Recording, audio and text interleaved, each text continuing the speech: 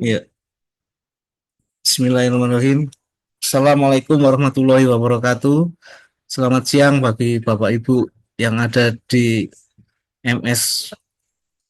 Hari ini adalah hari yang sangat berbahagia karena ada materi yang mungkin sangat ditunggu-tunggu oleh Bapak Ibu. Itu terkait dengan peran KPA APBD dalam keuangan dan pengadaan. Pada siang hari ini materi akan disampaikan secara langsung oleh Pak Hilman Rosada, SAP, MAP, CPOF. Beliau adalah fungsional di Kemendagri. Dia juga ya yang turut serta dalam penyusunan Permendagri 77 tahun 2020. Mungkin tim termasuk dalam timnya tersebut. Dan untuk pada siang hari ini yang bisa saya sampaikan adalah tata cara untuk mengikuti Zoom pada kali ini. Peserta mengikuti kegiatan sesuai waktu pelaksanaan. Nanti akan ada pemateri akan menyampaikan materi selama 45 menit, kemudian dilanjutkan dengan tanya jawab. Yang diprioritaskan adalah yang present terlebih dahulu. Untuk itu sebelum kita mulai ada baiknya kita diawali dengan doa. Mari kita berdoa sesuai dengan agama dan keyakinan masing-masing. Berdoa dimulai.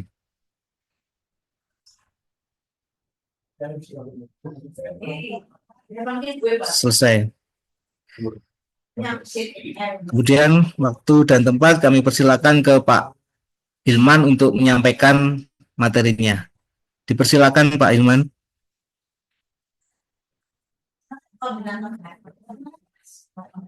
Baik, terima kasih Pak.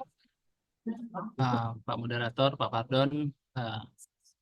Bismillahirrahmanirrahim. Assalamualaikum warahmatullahi wabarakatuh. Selamat siang, salam sejahtera bagi kita sekalian. Suara saya terdengar dengan jelas? Ya, terdengar jelas Pak. Baik. Berkaitan dengan hal ini, pertama dan utama marilah kita panjatkan puji dan syukur kehadirat Allah Subhanahu wa taala, Tuhan Yang Maha Esa, atas perkenannya kita bisa bertemu dalam keadaan sehat walafiat, dan mudah-mudahan kita seterusnya selalu dalam lindungan Yang Maha Kuasa. Bapak Ibu sekalian, mohon maaf atas keterlambatannya karena tadi sedang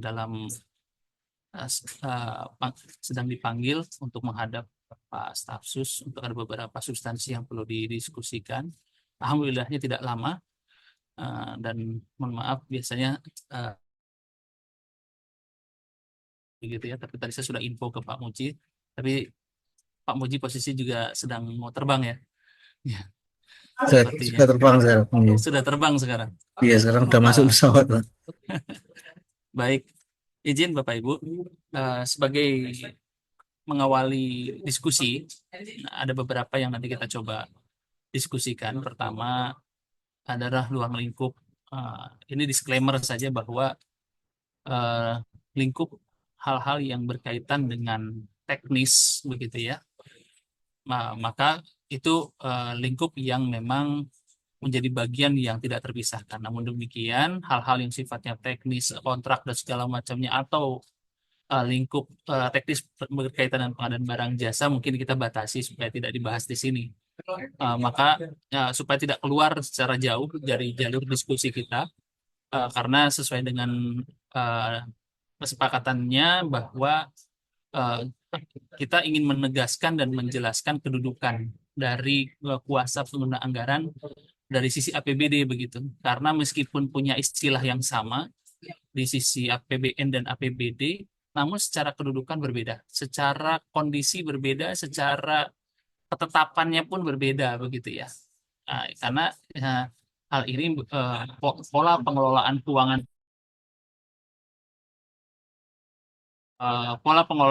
yang ada di dalam APBN dengan yang ada di dalam APBD itu sangatlah berbeda gitu.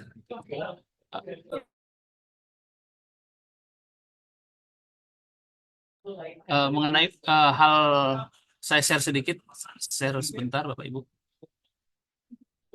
Ini hanya untuk men-trigger saja diskusi kita.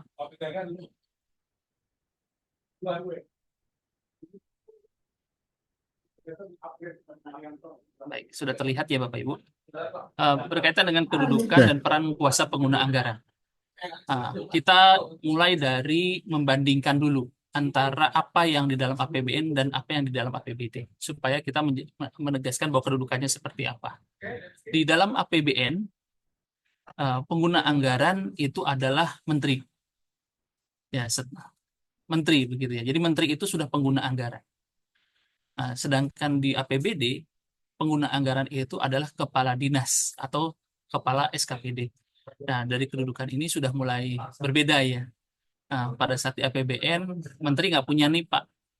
Ya, menteri nggak punya NIP, maka konteks ini maka langsung administrasinya diturunkan ke bawah, diturunkan kepada kuasa pengguna anggaran. Maka di APBN, KPA itu hal yang wajib ada untuk menurunkan, dikuasakan secara sepenuhnya dari pengguna anggaran ke kuasa pengguna anggaran.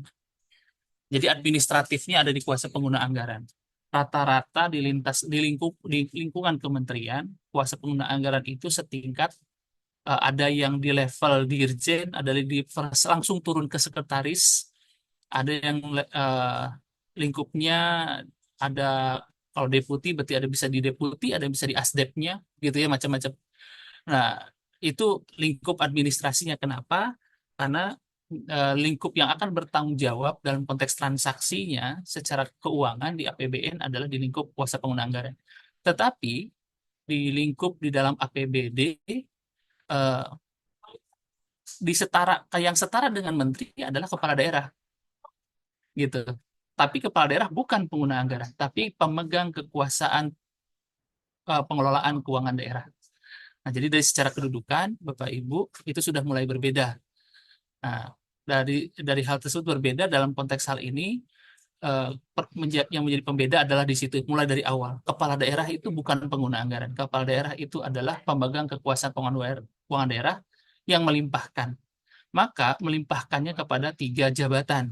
Ya, kalau kita kembali ke 3 jabatan tersebut, kalau kita lihat dari pemegang kekuasaan itu kepada pengguna anggaran, ya, kepada pejabat pengelola keuangan daerah, dan kepada koordinator pengelolaan keuangan daerah. Jadi semua sudah dibagi tugasnya. Ada yang mengkoordinir, jadi kepala daerah selaku pemegang kekuasaan memberikan kekuasaannya kepada koordinator pengelola keuangan daerah untuk mengkoordinir, memberikan kekuasaannya kepada pejabat pengelolaan keuangan daerah untuk mengelola keuangan daerah. Jadi sifatnya adalah konteks lingkup terbesar dalam konteks skala Pemda. Maka sebutnya pejabat pengelolaan keuangan daerah. Itu kepada siapa? Kepada Kepala Badan Pengelolaan Keuangan Daerah, atau ada yang disebut BPKAD, ada yang BKAD, ada yang nyebutnya BKD, ada yang BPPKD, ada yang BPPKAD, ya begitulah.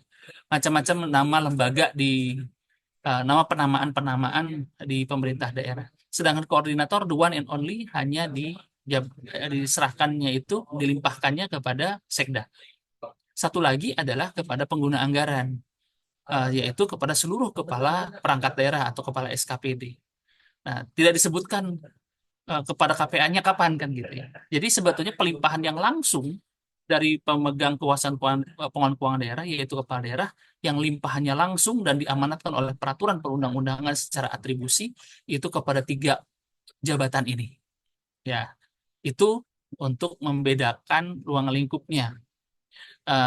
Saya izin ke atas sedikit sebelumnya. Nah, maka Bapak Ibu sekalian, lingkup keseluruhan tadi dari 3 jabatan tadi, bahwa ada pasal 124 yang menyatakan bahwa setiap pejabat dilarang melakukan tindakan yang berakibat pengeluaran atas beban APBD apabila anggaran yang membiayai pengeluaran tersebut tidak tersedia atau tidak cukup tersedia. Ada 2 makna di sini, Bapak Ibu. Makna yang pertama adalah tidak tersedia dan tidak cukup tersedia itu secara anggaran. Secara anggaran. Jadi pasal 124 ini adalah masuk ke dalam babnya pelaksanaan dan penatausahaan. Nah, di sini di poin yang pertama itu menyebutkan tidak dilarang melakukan tindakan yang berakibat. Berarti kalau ada akibat, kalau dilaksanakan berarti ada akibatnya, ada dampaknya, ada risikonya di dalamnya. Dan di sini sudah ada poinnya, yaitu adalah kalau tidak tersedia. Berarti kalau nggak ada anggarannya, ya nggak boleh melaksanakan, nggak boleh membelanjakan, tidak boleh mengeluarkan uang. Yang kedua, tidak cukup tersedia.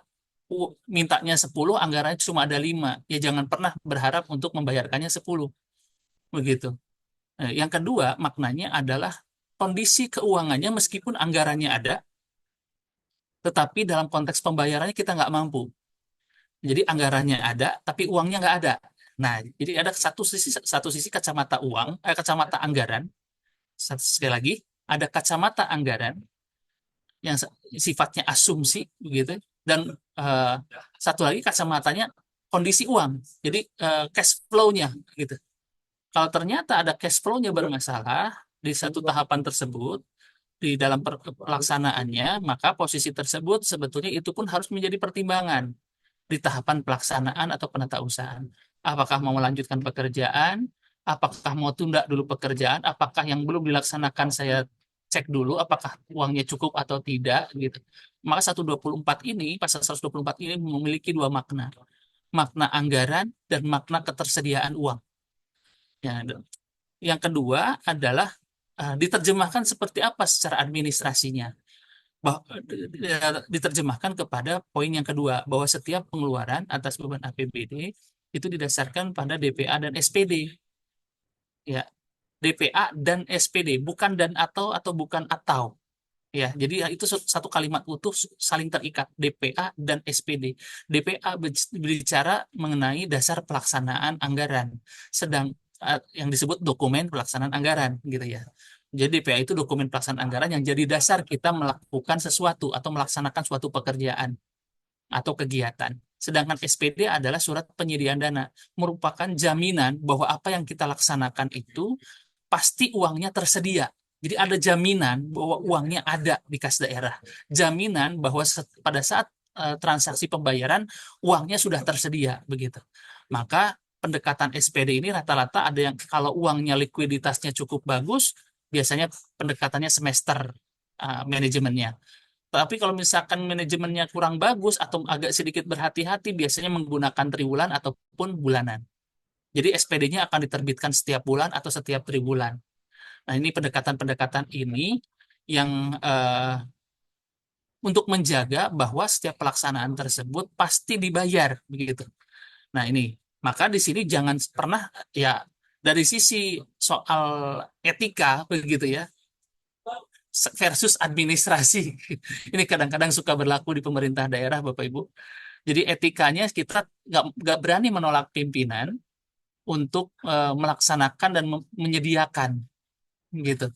Tolong dong pasangin AC-nya, padahal AC-nya masih bagus, baru baru belum sampai setahun minta diganti. Nah, tolong dong beliin kulkas yang baru gitu, padahal di anggarannya nggak ada, di DPA-nya nggak ada, gitu ya. Nah, dan lingkup administrasinya kapan nanti kalau anggarannya sudah tersedia, nanti kita bikin di perubahan, nanti di pergeseran kita tambahin. Nah, ini hal-hal yang sifatnya terjadi di lapangan, namun dari sisi prinsip dalam konteks pengelolaan keuangan daerah, khususnya di tahapan pelaksanaan penatausahaan, itu tidak diperkenankan. Maka di poin ketiga, kepala daerah dan perangkat daerah dilarang melakukan pengeluaran atas beban APBD untuk tujuan lain dari yang ditetapkan dalam APBD. Belinya A digunakan untuk B. Ya, anggarannya A, belinya B kan gitu ya. Itu yang eh, di lingkup konteks di tahapan ruang lingkup pelaksanaannya. Kemudian di di pasal 141 bahwa setiap pengeluaran harus didukung bukti yang lengkap dan sah mengenai hak yang telah diperoleh oleh pihak yang menagih, gitu ya. Jadi ini juga bagian daripada kelengkapan. Pak, kenapa di 77 tidak dibunyikan kelengkapan itu apa saja? Karena memang bukan dokumennya di 77, Bapak Ibu. 77 sudah membunyikan untuk melengkapi untuk kelengkapan keabsahan itu sesuai dengan eh, alur runut kronologisnya itu silahkan ditetapkan dalam peraturan kepala daerah. Maka kalau kita bicara setiap pengeluaran sudut dukung bukti, buktinya itu dituangkan. Yang disebut lengkap itu dokumennya ada berapa dokumen. Disebut sah itu siapa yang akan menandatangani. Maka dikategorikan bukti lengkap dan sah itu mengenai hak yang diperoleh itu harus lengkap dan sah. Begitu. Maka ditetapkan dengan apa? Peraturan kepala daerah. Kemudian berikutnya, di poin berikutnya, pengeluaran kas yang mengakibatkan beban APBD tidak dapat dilakukan sebelum rancangan pada APBD ditetapkan dan diundangkan dalam lembaran daerah kecuali, nah itu yang bawah, konteks mendesak, misalkan ada hal-hal darurat misalkan atau mendesak yang memang perlu disegerakan.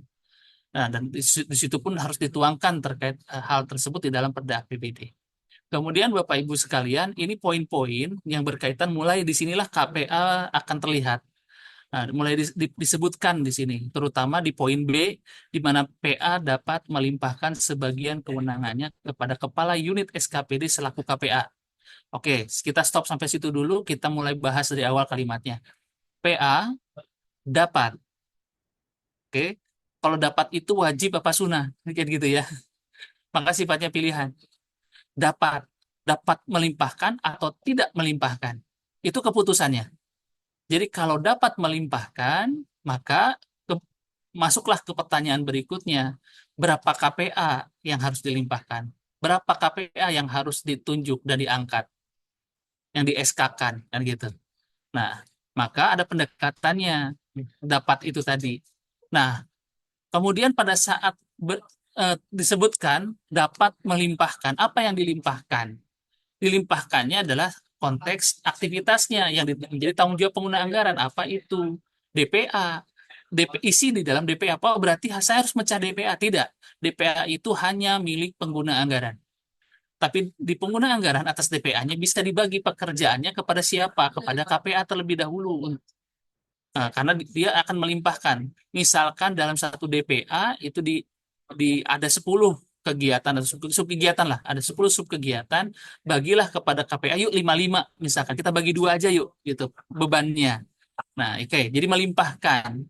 Beban itu dengan adanya pekerjaan di dalam DPA, maka seluruh tanggung jawab dari mulai melaksanakan sampai dengan mempertanggungjawab, membayarkan serta mempertanggungjawabkan itu menjadi tanggung jawab kuasa pengguna anggaran.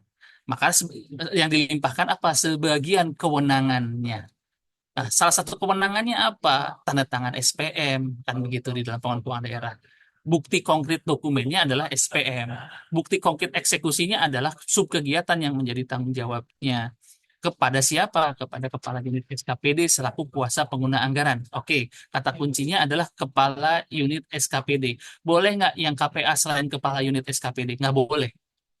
Nah, terjemahan di Kepala Unit SKPD itu ada dua di dalam PP 18 tahun 2016 tentang perangkat daerah. Tidak ada di dalam batang tubuh, tidak ada di dalam ketentuan umum, tapi ada di dalam beberapa pasal di bawahnya.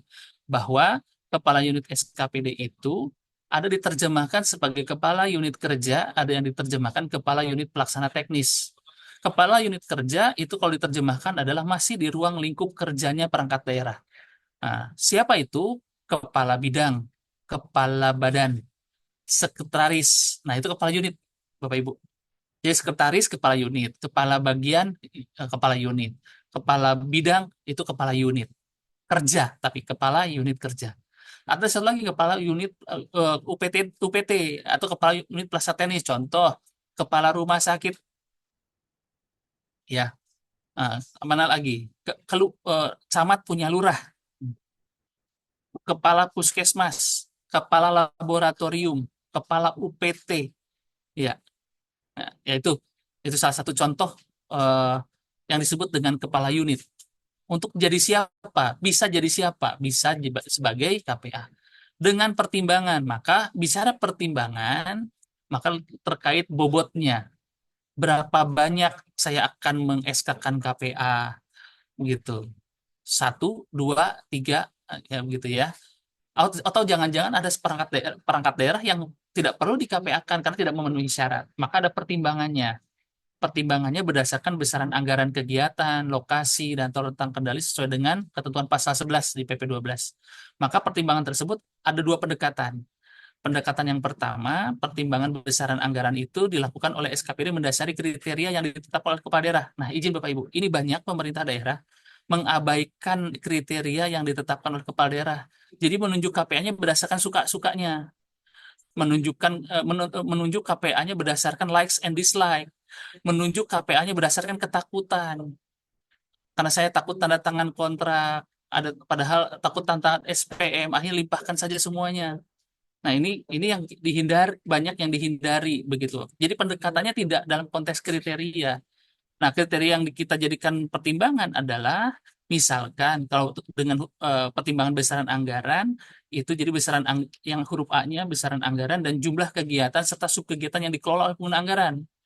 Bisa jadi pendekatan. Tadi saya sampaikan selama 1 tahun ada 100 kegiatan atau 100 subkegiatan. Ya, maka pendekatannya kalau 100 berarti berapa KPA yang bisa ditunjuk. Atau ternyata ya cuma hanya 10 selama 1 tahun.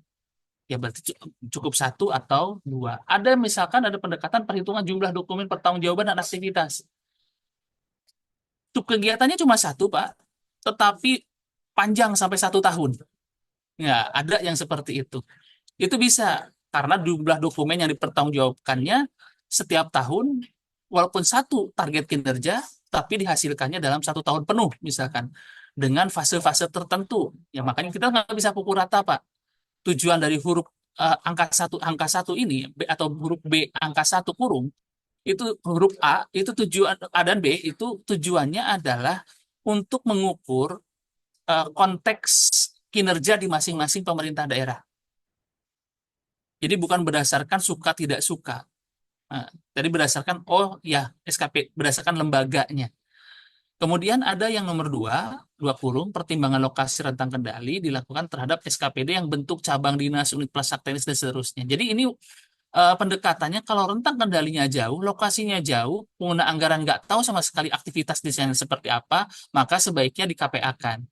Supaya mereka tanggung jawab sendiri atas apa yang menjadi pekerjaannya. Ya, contoh misalkan saya contohkan adalah salah satu provinsi yang memiliki luas wilayah cukup besar dan di dalamnya contoh ada namanya Dinas Kelautan Perikanan. Dinas Kelautan Perikanannya ada di tengah kota, bahkan di ibu kota satu provinsi tersebut gitu ya. Tetapi balainya kan ada di tengah-tengah, ada di pesisir semua. Ada di pesisir utara, ada di pesisir selatan, pesisir barat, dan seterusnya gitu. Apa iya dalam konteks ini untuk tanda tangan SPM harus datang dulu ke pusat ibu kota provinsi? Hanya untuk tanda tangan SPM. Nah, jadi ini ada konteks sebaiknya untuk di KPA-kan ya gitu. Jadi ada penekanan-penekanan yang angka satu itu bisa jadi kalau mohon maaf saya pakai pendekatan eh, syariat ya. Jadi ada yang pendekatan nomor satu pakai pendekatan sunnah muakkad Pak. Apa ya yang angka dua itu sunnah nomor dua itu sunnah muakkad. Yang sedangkan nomor satunya goir muakkad gitu. Jadi penekanannya justru yang nomor dua untuk didorong jadi KPA. Bahkan contoh salah satu konkretnya adalah kelurahan, Pak. Bapak Ibu. Kelurahan itu yang tadinya didorong untuk jadi KPA malah jadi wajib jadi KPA. Kenapa? Karena ada Permendagri 130 terkait kelurahan. Ya, terkait apa namanya sarana prasarana kelurahan, kemudian apa namanya pemberdayaan masyarakat kelurahan. Di situ dibunyikan 130 bahwa lurah adalah KPA. Bunyinya langsung tegas KPA. Berarti yang tadinya sunnah dengan adanya 130, maka lurah jadi wajib KPA. Karena ada penekanan khusus di situ di pasal 130. Dikasih booster nih yang tadinya sunnah jadi wajib begitu. Ya, itu Bapak Ibu. Kemudian Bapak Ibu eh, hal-hal tersebut dalam konteks penetapannya yaitu administrasi sesuai dengan sebelumnya kami sempat pernah menyampaikan di beberapa forum bahwa bagaimana Pak peng-SK-annya. Nah, peng-SK-annya ada dua pendekatan. Karena ada pendekatan tahun anggaran, ada pendekatan berdasarkan mutasi. Nah, saya dorongnya yang mutasi, Pak. Pendekatan mutasi itu supaya saat beliau tidak berpindah, tidak mutasi, tidak promosi, ya SK itu tetap berlaku. Begitu. Nah, atau pendekatannya tahun anggaran, misalkan ada dinas A yang tadinya pagunya besar sekali. Tahu-tahu tahun depan pagunya dikasih kecil. Karena berdasarkan pagu anggaran DPA tadi, ternyata, oh saya jadi KPA tahun ini, belum tentu jadi KPA tahun depan. Gitu. Nah, saya mendorong yang seperti itu bisa pendekatan pagu begitu ya. Jadi bisa jadi pendekatan itu. Jadi bukan pendekatan yang abadi begitu ya, karena kedudukan KPA-nya sendiri itu tidak permanen. Ya, yang permanen kedudukan pengguna anggaran. Nah, jadi izin Bapak Ibu, kita ke di lingkup-lingkup tadi begitu. Kemudian Bapak Ibu di huruf C, jadi Kepala SKPD selaku pengguna anggaran dalam melaksanakan subkegiatan pada SKPD menetapkan pejabat yang membantu tugas dan wewenang serta pelaksanaan fungsi. Nah, di sini siapa saja yang mengeksekusinya, yang membantu tugas pengguna anggaran. Maka di situ ditunjuklah pejabat pelaksana teknis kegiatan PPTK. Pejabat penatasan keuangan daerah SKPD atau PPK SKPD, atau ada PPK unit SKPD, penetapan pejabat lainnya SKPD yang dipimpin dalam rangka pengelolaan keuangan daerah. Nah, Bapak Ibu, ruang lingkup ini ditunjuknya oleh pengguna anggaran semua, tetapi yang memanfaatkan jabatan ini pada saat PA di KPA-kan, maka perangkat ini pun harus diduplikasi. Perangkat ini pun harus diduplikasi. Berarti meskipun SK-nya pengguna anggaran, tetapi dia secara tugas dan fungsi ada di bawah satu kepala bidang yang jadi kebetulan ditunjuk jadi KPA, maka PPTK tersebut yang tadinya dilekatkan di jabatan kabit dan bidang turun satu tingkat. Gitu. Karena kalau sudah ada KPA, maka wajib ada PPTK-nya, wajib ada bendahara pengeluaran pembantunya. Itu satu perangkat, satu paket, gitu ya. Karena apa? Karena SPM sudah tidak lagi ditandatangan oleh pengguna anggaran pada saat ada yang dilimpahkan. Kalau tidak dilimpahkan, tetap SPM itu yang tanda tangan pengguna anggaran. Tapi sekali lagi ada kata kunci tadi sebelumnya Bapak Ibu, sebagian berdasarkan kriteria kepala daerah. Nah, izin kami menggarisbawahi hal tersebut Bapak Ibu. Kemudian eh, dalam lingkup PPTK mungkin kemarin sempat ada dibahas juga lingkup itu, tapi saya izin fokusnya adalah kepada lingkup aktor yang kita bahas kali ini adalah kuasa pengguna anggaran. Kemudian dari sisi pengadaan barang jasa, Bapak Ibu. Eh, dari sisi pengadaan barang jasa, berarti kedudukan KPA seperti apa?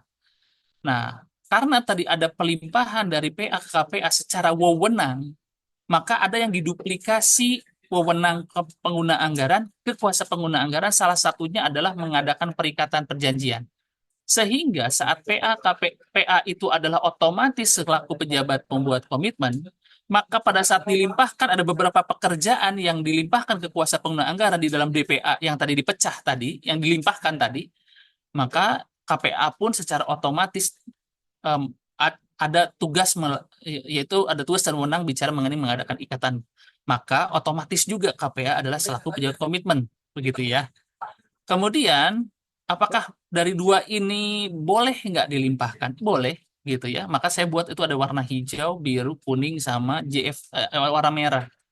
Jadi pejabat pembuat komitmen tersebut kemungkinan besar akan paling mungkin, saya bukan paling mungkin, kalau itu berarti masih asumsi, dipastikan akan dijabat oleh 4 orang. Bukan berarti di dalam satu tempat ya, tapi di salah satu Pemda, di semua perangkat daerahnya gitu, dipastikan hanya 4 orang ini yang akan menjabat sebagai pejabat komitmen. Pertama, pengguna anggaran yang otomatis menjadi pejabat buat komitmen. Yang kedua adalah kuasa pengguna anggaran yang otomatis juga menjadi pejabat buat komitmen. Yang ketiga, individu yang kebetulan menjabat jadi PPTK. Izin agak panjang saya bahasanya, nggak langsung nyebut PPTK. Nah, jadi kebetulan ada individu yang punya sertifikat yang kemudian sedang menjabat jadi PPTK. Berarti apakah PPTK wajib jadi PPK? Tidak. Karena syaratnya adalah individu yang menjabat menjadi PPTK itu harus punya sertifikat. Maka bukan berarti jabatan PPTK-nya yang jadi PPK, tetapi individunya. Berarti ada penambahan tugas. Si individu ini sedang menjabat tugas sebagai PPTK dan menjabat tugas sebagai PPK.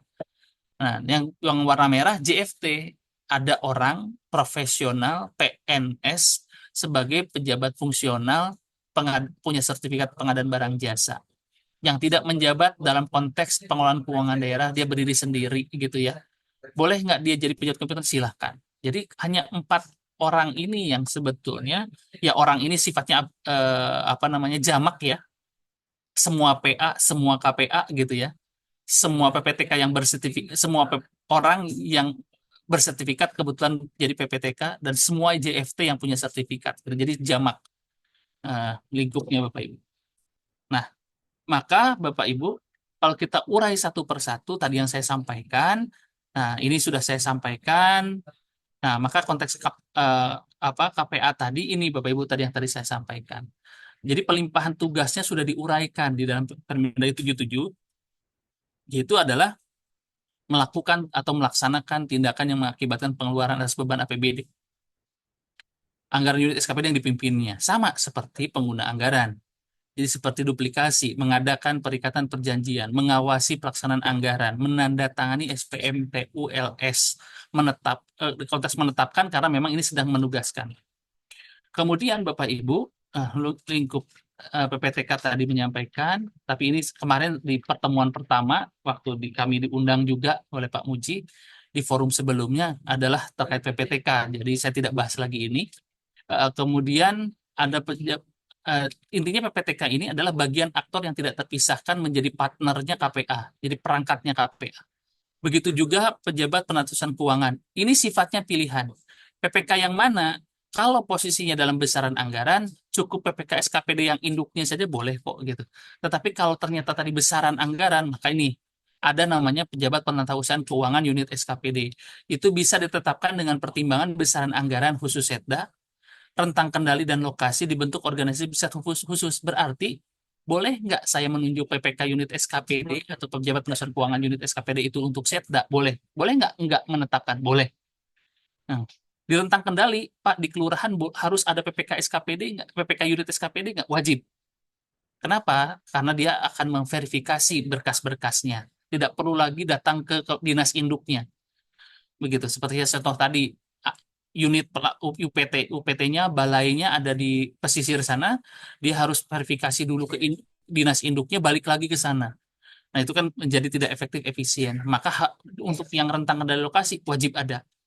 Atau dibentuknya organisasi bersifat khusus seperti rumah sakit ya atau BLUD, maka wajib ada yang memverifikasi karena konteks independensinya di sana ada kedudukan tersendiri yang lingkup pengaturannya punya fleksibilitas dan punya aturan yang sifatnya mandiri. Ya, kemudian wajib juga ada bendahara. Jadi saat ya kalau Bapak Ibu izin, nah ada poin kuning yang di atas itu yang paling atas dalam hal PA melimpahkan kewenangannya kepada KPA kepala daerah atas usul PPKD menetapkan bendahara pengelolaan pembantu, wajib ada gitu. Kalau BPP ada Bapak Ibu.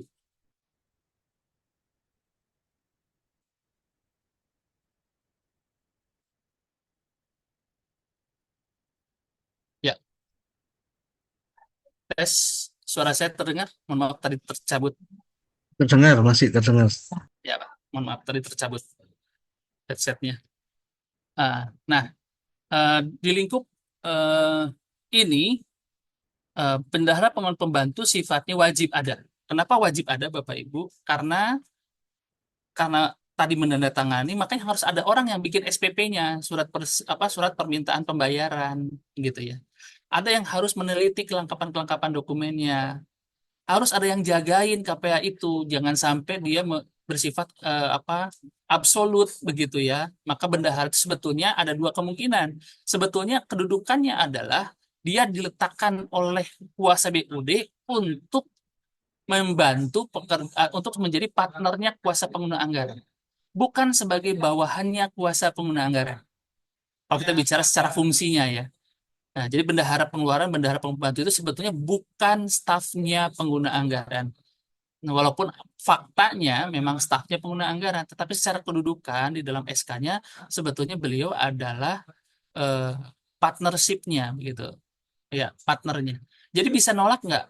Harus menolak. Maka ada satu di sini Bapak Ibu, kalau kita cermati ya, ini contohnya ada bahasa menolak perintah bayar dari KPA. Begitu juga yang bendahara menolak perintah bayar dari pengguna anggaran. Itu amanat dari peraturan perundang-undangan.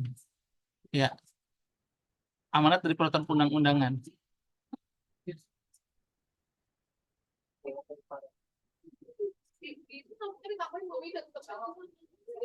Nah, itu amanat dari peraturan perundang-undangan yang mewajibkan eh, untuk menolak. Jadi Bapak Ibu, kalau ada bendahara yang salah diikutin terus, suruh bayar ikut bayar, suruh tolong talangin ikut talangin gitu.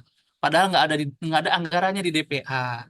Tolong belikan dulu A, tolong belikan dulu B, tolong bayarkan dulu A, bayarkan dulu B, padahal tidak ada di anggarannya. Padahal uangnya nggak cukup, gitu ya. Nah, nah, ini tidak diperkenankan yang seperti itu, maka peraturan undang-undang memahami peran itu. Sehingga supaya tetap independen, undang-undang memerintahkan.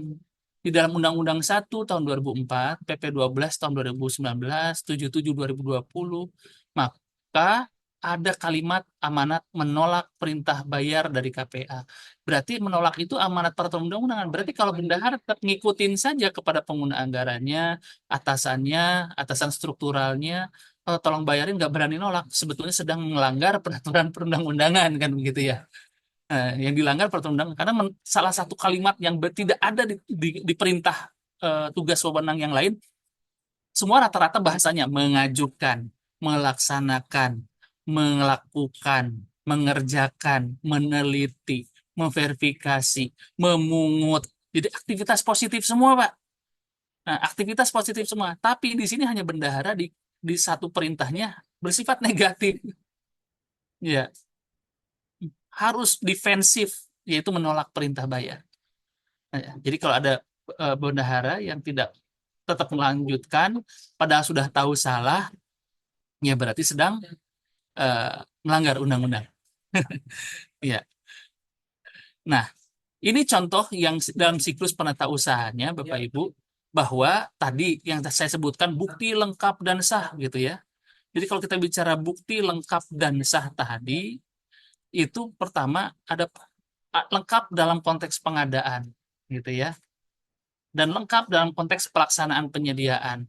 Jadi fungsi PPTK sedang bahasa menyiapkan itu sifatnya adalah collecting, bukan membuat dari nol.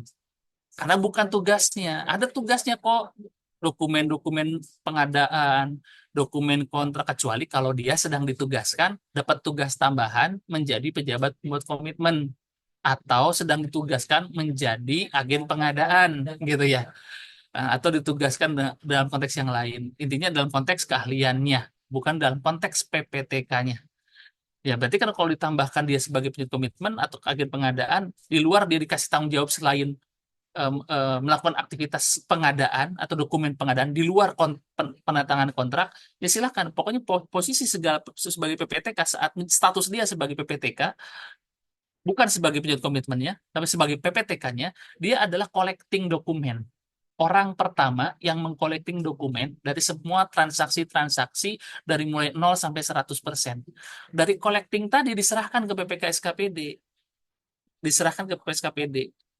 PPK-SKPD ini saya sudah collecting. Tolong verifikasi bukti-buktinya. Benar nggak? Tanggalnya benar nggak? Namanya benar nggak? Barangnya benar enggak. Karena bahasa verifikasi itu bisa dikonfirm. Confirm ke penyedia, saya nggak yakin yang tertuang di sini benar faktanya atau enggak. Maka PPKS KPD bisa menghadirkan karena saya adalah saringan terakhir kata PPKS KPD. Saringan pertamanya adalah PPTK, saringan terakhirnya PPKS KPD sebelum disahkan. Karena kalau sudah disahkan, berlakulah Bapak Ibu terkait pengesahan itu. Kalau sudah sah berarti yakin dan benar bahwa itu ada barangnya, yakin dan seyakin-yakinnya itu yang diadakan sesuai dengan kebutuhannya dan sesuai dengan target kinerjanya gitu. Maka saringan pertama diverifikasi bukti. Kemudian kalau sudah ada pengesahan, kan tinggal diperintahkanlah ke bendahara pengeluaran. Nah, mohon maaf, tadi pengesahan itu siapa saja, bisa PA, bisa KPA, gitu ya.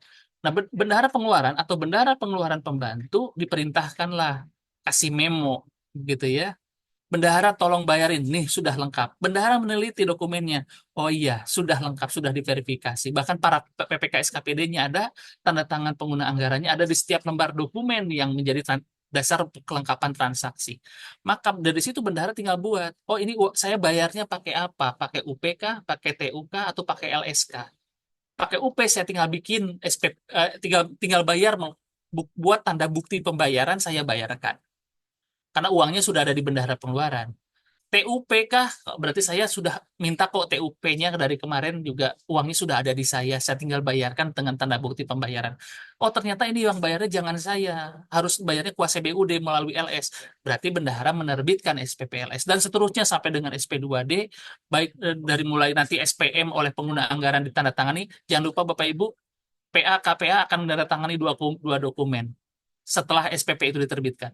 Pertama adalah SPM. Yang kedua, SPTJM. Jangan lupa Bapak Ibu, SPTJM itu sama kedudukannya seperti kontrak. Ya, surat pernyataan tanggung jawab mutlak. Atas apa? Atas SPM yang diantarkannya. Jadi diyakin SPM yang dia tanda tangani itu benar adanya fisik yang kalau di kita kalimat bawahnya dinyatakan benar adanya dalam hal terjadi kemudian hari siap bertanggung jawab, kan begitu ya. Kalau kita mengacu ke Undang-Undang 1, ya penandatangan SPM adalah yang bertanggung jawab begitu. Nah ini Bapak Ibu. Em, Kemudian eh, kita lihat di skema organisasinya. Di skema organisasinya ini kalau pendekatan struktural ya Bapak Ibu. Mohon maaf saya buat dua skema. Ada skema struktural, ada skema fungsional. Kenapa saya pakai skema struktural terlebih dahulu? Karena masih ada kok perangkat daerah yang masih menerapkan struktural di beberapa perangkat daerahnya. Dan jadi nggak bisa pukul rata juga. Nah, maka pada saat yang menerapkan skema struktural, contoh ada kepala dinas, kepala badan. Maka siapakah KPA di sini, gitu kan? Kalau di sini kan kepala dinas yang sebelah atas ya, Bapak Ibu, mohon izin. Di sebelah atas di sini kepala dinas bisa jabatan aslinya dan seharusnya adalah pengguna anggaran. Ada jabatan sekretaris di kepala dinas di badan itu. Sekretaris bisa jadi siapa sih? Bisa jadi KPA, bisa jadi PPK SKPD, bisa jadi PPTK. Pilih salah satu. Gak boleh dua-duanya atau gak boleh semuanya. Pilih salah satu. Ya, semua ada risikonya. Semua ada risikonya. Saat sekretaris jadi KPA, maka izin. KPA-nya KPA yang mana nih Pak? Bertanggung jawab apa atas semua bidang dan badannya enggak? Jawabannya enggak. Sekretaris KPA di sini, kalau jika sebagai KPA, dia hanya bertanggung jawab atas kesekretariatannya saja. Di bawah naungan sekretarisnya. Berarti hanya dapurnya sekretariat. Nggak boleh tanggung jawab atas dapurnya bidang atau badan. Gitu ya. Nah, maka bagaimana kalau saya jadi PPK SKPD? Nah, maka kalau jadi PPK SKPD, maka akan memverifikasi seluruh dokumen yang dihasilkan oleh semua bidang. Memverifikasi seluruh dokumen semua bidang. Ya, memverifikasi. Ya, saya yakin walaupun PPK SKPD dijabat atau sekretaris, yang ngerjakannya pasti pasukannya, bukan sekretarisnya. Pasti punya pasukan untuk memverifikasi ini. Disiapkan ya, berapa tim, untuk berapa orang yang dibagi, yang satu bidang A, bidang B dikerjakan oleh siapa, misalkan begitu ya.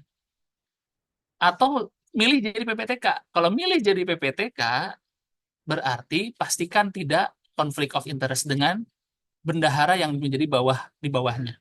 Maka kalau saya sarankan sebagai saya pribadi, boleh Bapak tanya ke yang lain, tetapi saya berpendapat saya akan mendudukkan sekretaris sebagai PPK SKPD. Gitu ya, Bapak Ibu. Bukan sebagai KPA tapi sebagai PPK SKPD. Nah, kalau saya sedang cosplay begitu jadi sekretaris dinas atau sekretaris badan, maka saya akan memilih untuk menjadi PPK SKPD.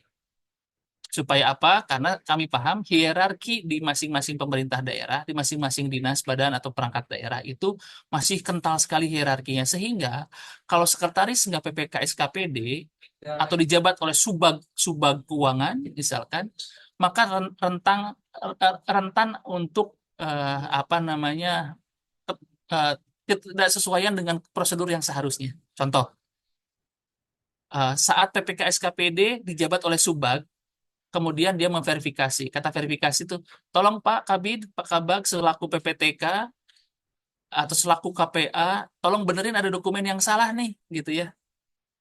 Kata PPK-nya karena ini eselon 3 yang disuruh oleh eselon 4-nya atau oleh fungsionalnya, Yang ada disuruh balik kan. Nah, ya sudahlah, kerjakan saja, benerin dulu lah, kan bisa itu dikerjakan sendiri katanya gitu kan. Yang ada, yang tadinya diverifikasi mau dikembalikan dokumennya malah dikerjain. Ya, karena unsur hierarkinya yang terlalu kental. Atau makan kalau kalau ternyata diletakkan PPK SKPD ini diletakkan di sekretaris, maka saya yakin nggak akan ada yang berani ngelawan sekretaris. Ya, kata sekretaris, tapi apa nih benerin kekurangannya, ya kan? Setelah diverifikasi ada yang kurang, ada yang berani ke sekretaris untuk melawan? Saya yakin nggak. Kemudian yang berikutnya ada kabid. Kabid kalau khusus di perbendaharaan di BPKAD, maka statusnya selaku kuasa BOD. Ya, sedangkan masih di luar BPKAD atau di luar kabin perbendaharaan, maka dia bisa berperan sebagai kuasa pengguna anggaran atau PPTK bagi bagian atau bidang tersebut tidak perlu adanya KPA. Ada lagi Kasubid. Kasubid bisa jadi PPTK jika kabinnya jadi KPA.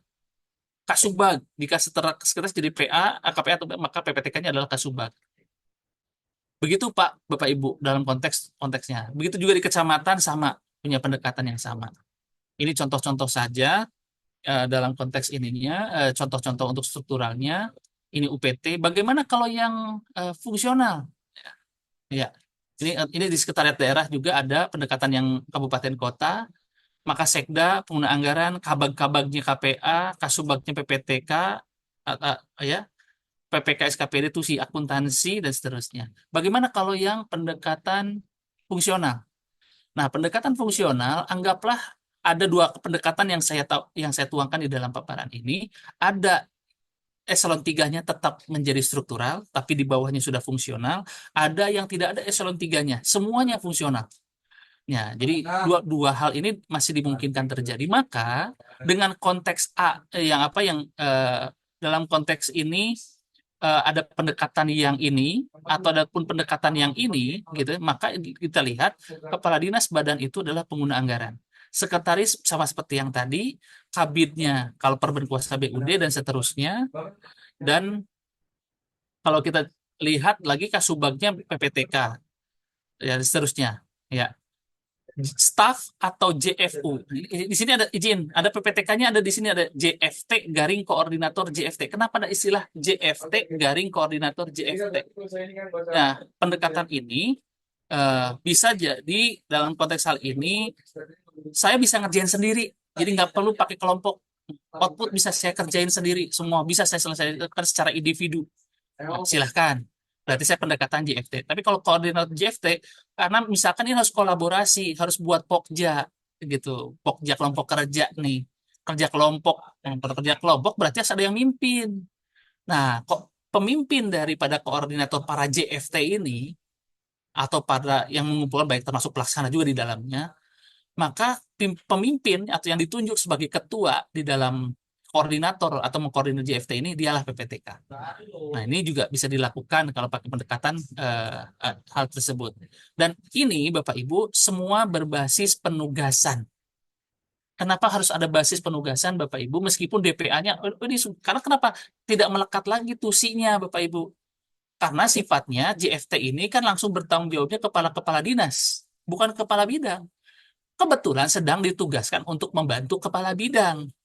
Karena secara hierarki, jabatan fungsional tertentu itu langsung bertanggung jawab kepada kepala dinas, kepala badan. Berarti harus ada penugasan, harus ada SK-nya. Karena kalau nggak di SK kan Pak, Bapak Ibu mohon izin. Kalau memang ada JFT yang harus memerlukan angka kredit, akhirnya nggak akan terhitung. Maka di SK kan itu menjadi hal yang wajib untuk menugaskan. Meskipun SK-nya Bapak banyak. Dan izin Bapak Ibu, tidak semua berbasis honor ya. Gitu. Nah, ini beberapa pendekatan kalau fungsional. Ya. Boleh nanti kita di-share atau nanti didiskusikan ya Bapak Ibu dalam konteks hal ini. Kemudian Bapak Ibu, Pak eh, Iman kurang ya, 5 menit ya. ya Pak, mau selesai kok Pak. Pas Pak, ini nggak banyak kok. Maka dalam konteks pengadaan di sisi KPA di sini tadi sudah dikaitkan dengan pengadaan, maka saya sudah coba contohkan di sini. Contoh misalkan ada kepala biro. Nah, kalau sekda segala macam kan kepala pengguna anggaran ya. Kan ini contohnya adalah KPA, kepala biro di pengelolaan keuangan daerah disebut kuasa pengguna anggaran. Di pengadaan barang jasa, dia sebagai KPA juga sebagai pejabat buat komitmen, begitu sebagai dalam konteks perannya. Kemudian siapa lagi? Ada kepala bagian bidang UPT. Dia di pengelolaan keuangan daerah jadi KPA atau jadi PPTK. Di pengadaan barang jasa bisa jadi KPA berdiri sendiri atau dia merangkap karena otomatis tadi jadi pejabat buat komitmen. Nah, ini Bapak Ibu konteks KPA cuma sampai sini. Karena lingkup KPA itu serendah-rendahnya adalah eselon 3 selain kecamatan. Kalau kecamatan kan eselon 3-nya adalah kepengguna anggaran. Dan rata-rata di kecamatan itu tidak pernah ada KPA gitu ya. Di dalam lingkup kecamatannya, tapi di bawah dari kecamatan ada kelurahan, kelurahan dia adalah apa lurah karena lurahnya, maka dia sebagai pejabat sebagai kuasa pengguna anggaran. Ini contoh-contoh yang saya coba tuangkan ya. Ini beberapa skenario yang kita coba tuangkan lingkup-lingkup terkait konteks kuasa pengguna anggaran.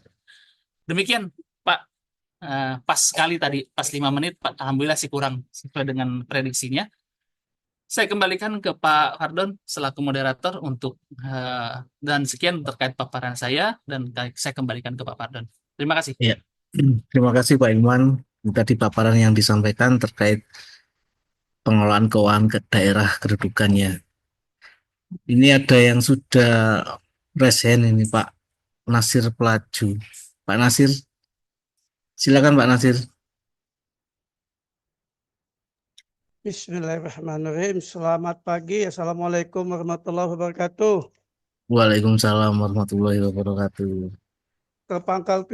Ke Pangkalan Kayu membeli pasir, mampir sebentar membeli buah pinang. Nama saya Muhammad Nasir dari Kota Pangkal Pinang. Izin bertanya Pak. Silakan Pak Nasir. Pak Hilman, kita ke slide 6 Pak. Slide 6. Izin Pak. Slide 6 yang apa? Slide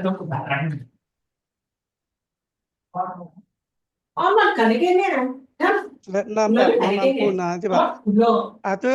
Tadi Bapak menjelaskan Pak ya. Dari penjelasan tadi PA, PPTK, JFT, KPA bisa menjadi PPK Pak ya. Nah, di sini kami bahas tentang PPTK-nya Pak, PPTK. Kebanyakan kalau di daerahnya kan PPTK itu kan adalah eselon 4 Pak.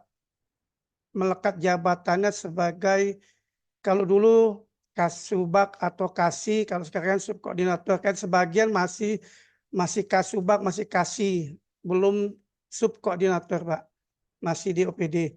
Nah, untuk menjadi PPK itu kan PPTK itu karena jabatan melekat sebagai Kasubag atau Kasih, otomatis dia disebut PPTK Pak. Kasubag atau Kasih itu sebagai PPTK, pejabat pelaksana teknis kegiatan.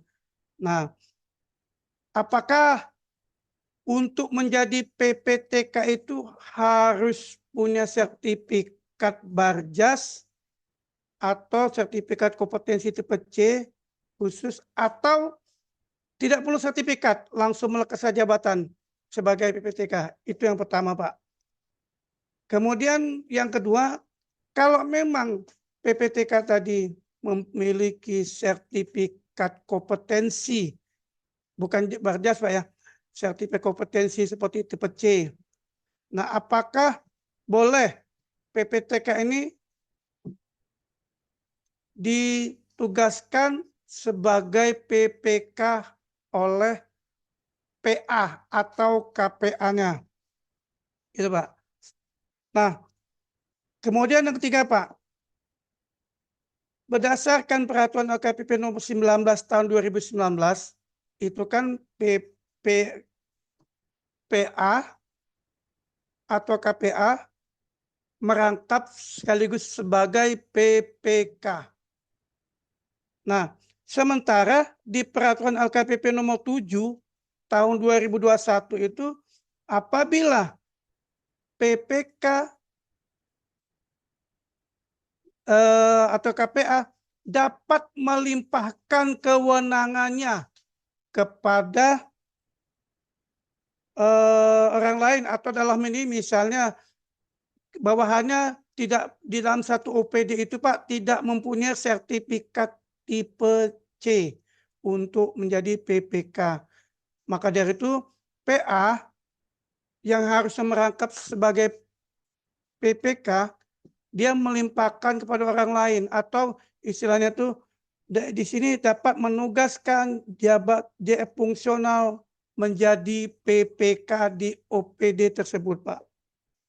Kemudian untuk sertifikasi setidak-tidaknya atau kemudian mempunyai PPK sertifikat tipe C. Nah, yang sertifikat tipe C dan tipe B ini Pak struktural, maaf hanya sebagian yang punya Pak, itu kebanyakan fungsional JFT yang punya sertifikat tipe C dan tipe B. Sehingga di daerah kami masih banyak permohonan dari kepala OPD untuk meminta JFT sebagai PPK. Coba. Kemudian kami yang ketiga Pak, apa sih Pak istilahnya perbedaan pejabat penandatangan kontrak dengan pejabat pembuat komitmen? Mohon diperjelas lagi Pak. Nah yang terakhir ini masalah penghasilan ini Pak. Apakah ada aturan Pak yang membolehkan fungsional PBJ yang ditunjuk sebagai atau ditugaskan sebagai PPK dalam suatu OPD mendapatkan honorarium sebagai pejabat pembuat komitmen? Mohon petunjuk dan arahannya Pak. Terima kasih Pak narasumber. Terima kasih Pak Nasir. Kita kuliti satu-satu dulu aja Pak Irman. Banyak Ya. ini pertanyaan dari Pak Nasir. Yang pertama itu terkait yang PPTK, sebagai PPTK itu apakah harus bersertifikat pengadaan? Itu dulu aja Pak Irman. Baik, Bapak izin. PPTK itu adalah lingkup pengelolaan keuangan daerah.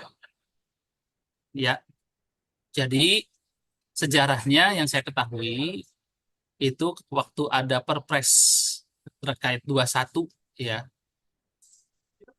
Perpres 12 2021 itu dibunyikan nyebut PPTK begitu. Jadi ini masalah adopting gitu ya, mengadaptasi. Nah, jadi izin Bapak Ibu, di pengelolaan keuangan daerah untuk jadi pejabat pelaksana teknis kegiatan itu hanya bicara struktural. Saya izin kembali ke sini, Pak. Saya ada slide-nya. Ini, Pak. Kalau PPTK itu siapa sih, gitu ya. Jadi ini saya izin kesampingkan dulu pengadaan barang jasanya. Konteks PPTK di pengadaan barang jasa. Jadi PPTK itu, Pak, pertama syaratnya adalah pertimbangan penetapan PPTK didasarkan pada pelaksanaan tugas dan fungsi. Ya. Ya. Berikutnya, PPTK merupakan pegawai ASN yang menduduki jabatan struktural sesuai dengan tugas dan fungsi. Berarti utamakan struktural, berarti melekatnya itu jabatannya, bukan orangnya. Kan orangnya. Ya. Nah, tadi Bapak nyebutkan PPTK rata-rata di Tanjung Pinang adalah eselon 4. Nah, melanggar nggak Pak poin berikutnya? Pegawai ASN yang menduduki, jadi PPTK adalah pegawai ASN yang menduduki jabatan struktural merupakan pejabat satu tingkat di bawah kepala SKPD selaku pengguna anggaran Tidak boleh berarti. dan atau memiliki kemampuan manajerial dan berintegritas. Nah, yang dimaksudkan di Tanjung Pinang tadi, apakah masuknya poin ke berikutnya? Dalam hal pengguna anggaran melimpahkan kepada KPA, maka PPTK merupakan pegawai ASN yang menduduki jabatan struktural satu tingkat di bawah KPA. Berarti kabid kabagnya itu sedang jadi KPA bukan? Tidak. Kalau tidak, maka ada kekosongan. Itu yang tidak diperbolehkan. Kenapa Permendikbud 7 mengunci bahwa struktural eselon 3 itu adalah setelan pabriknya adalah PPTK supaya tidak ada loncat kewenangan.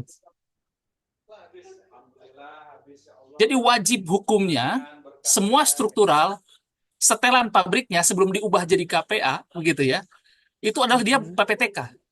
Jadi semua eselon 3 yang ada di seluruh Pemda, di dinas, badan, kecuali kecamatan, gitu ya, kecuali kecamatan.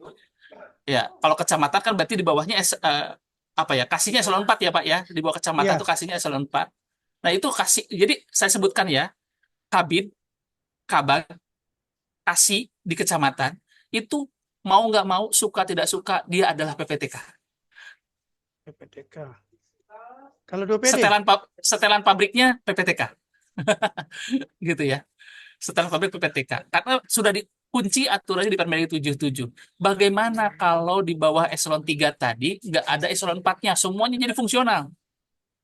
Maka ada kalimat berikutnya tuh Pak. Dalam hal tidak terdapat pegawai ASN yang menduduki jabatan struktural, PAKPA dapat menetapkan pejabat fungsional selaku PPTK dengan kriteria ditetapkan oleh kepala daerah. Misalkan baru CPNS, baru SK-nya baru masih fresh from the oven gitu ya. Jadi PNS, tahu-tahu disuruh jadi PPTK nggak boleh Pak. Kenapa? Karena ada kriteria, salah satu kriterianya adalah memiliki kemampuan manajerial dan berintegritas. Sekarang punya kemampuan manajerial nggak? Nggak, Pak. Karena kedudukan PPTK itu, Pak, dalam konteks swasta, itu seperti manajer pelaksana. Dia memanage, begitu. Karena tugas utamanya melaporkan, mengendalikan, itu kan memanage, begitu. Ada aktivitas manajerial. Maka PPTK itu bukan pesuruh. PPTK itu adalah manajer pelaksana. Nah, kita angkat status PPTK itu di dalam Permendikbud 77 adalah manajer pelaksana. Maka dia harus punya anak buah, punya partner, punya tim gitu. Ya untuk melaksanakan suatu pekerjaan atau melaksanakan suatu kegiatan. Itu yang pertama. Maka perlu sertifikat nggak dalam konteks pengelolaan keuangan daerah? Tidak. Tidak. Maka saya mau sambungkan konteks sertifikat itu pada saat yang tadi slide 6 yang Bapak minta. Di slide 6 itu, ya, saya sebutkan begini, Pak. Bahasanya memang begini bunyinya. Eh, di dalam pasal 11 ayat 3 dan 4, serta pasal 74A ayat 7. Ya. Nah, dalam hal PA garing KPA bertindak sebagai pejabat penguat komitmen pada pengadaan barang jasa, PA KPA dapat menugaskan. Nah, ini ada bahasa, menugaskan PPTK untuk melaksanakan tugas pejabat buat komitmen. PPTK. Ya, ini Pak. Nah, ini. Ya. Ya. Nah. Gitu, Pak. Tapi ada syarat ketentuan berlaku kalau mau menugaskan PPTK. Jadi aslinya PPTK-nya nggak punya sertifikat. Ya, tetapi kalau mau menugaskan PPTK untuk jadi pejabat pembuat komitmen, syarat utamanya harus punya sertifikat. Jadi ada tugas tambahan. Jadi sisi pengelolaan keuangan daerahnya tidak perlu bersertifikat, tapi kalau dikasih tugas tambahan selaku pejabat buat komitmen wajib bersertifikat. Oh, ya paham. Berarti yang tadinya penugasan untuk PPTK saja jadi tambah tugas nih, jadi PPTK plus PPK gitu kan jadinya. Nah, gitu Pak. Jadi terjemahnya apakah semua PPTK wajib bersertifikat? Tidak. Tapi apakah PPTK yang akan menjabat sebagai PPK SKPD adalah wajib bersertifikat? Iya. Gitu. Itu yang PPTK-nya yang A sampai M atau langsung bisa Asam, diangkat sebagai A sampai M itu ya? ya iya, asam PM itu. Maka kan ada saya tuangkan juga di dalam mana tadi? Saya terkait perbandingan tadi. Nah, ini Pak. Ya, dalam konteks PPTK, mohon maaf tadi mana ya? Ya ini. Ini ya Pak ya. Kepala bidang, kepala bagian, Ya, dalam hal tidak terdapat PPK pengadaan yang menugaskan anggaran belanja PKP menugaskan PPTK untuk melaksanakan tugas PPK yang dimaksud huruf A sampai huruf M. Berarti A sampai huruf M itu yang mana? Cuma sampai sini. Ya. Ya, gitu. Kenapa? Karena tim A, tim B, tim C itu eselon 3 itu nggak punya SK, Pak. SK penetapan tim. SK itu rata-rata di kepala perangkat daerah, jabatan tertinggi. Dia yang punya hak Maaf. untuk menetapkan, kan gitu ya. Izin Pak, izin. Ya. Jadi di UPD itu Pak, di UPD itu misal nih pengguna anggaran atau kepala dinas, dia punya sekdin, dia punya kabid. Sekdin, kabid di UPD Pak ya, sekdin, kabid Ya, itu tidak punya sertifikat Pak. Tidak Ya. punya sertifikat barja dan tidak punya sertifikat kompetensi. Betul. Yang ada ini PPTK-nya Pak, eselon 4-nya yang ada nih. Maka Ya.